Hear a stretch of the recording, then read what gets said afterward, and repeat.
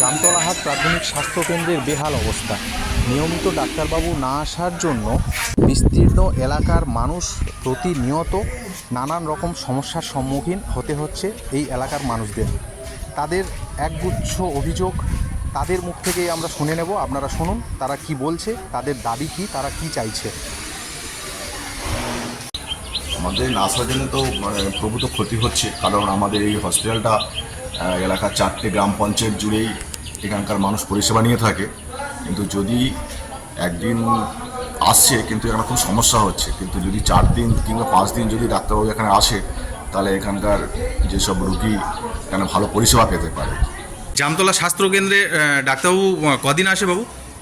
একদিন আসে সপ্তাহে একদিন। এতে কি সমস্যার মধ্যে পড়তে হয় আপনাদের? আমাদের সমস্যা বলতে প্রত্যেকদিন এলে ভালো হয়। কতটা এলাকা নিয়ে মানুষ আসে বা কত রুগী হয় এখানে? এখানে না হলে তোমার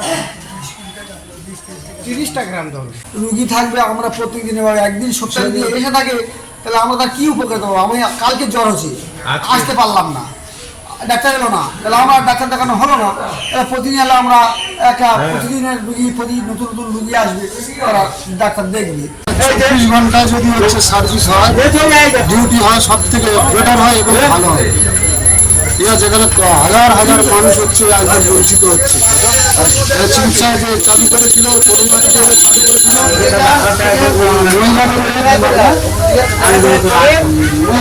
চালু করেছিল, সেখানে প্রচুর হচ্ছে মহিলার এখানে প্রসব হয়েছে।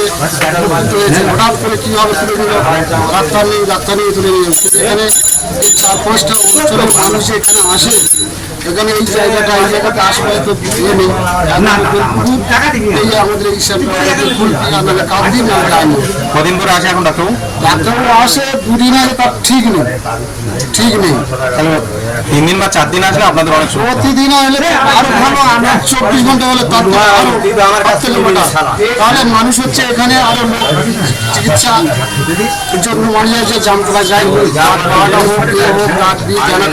সবাই সুযোগ সুবিধা সেটা পেত। হঠাৎ হচ্ছে বন্ধ হয়ে গেছে।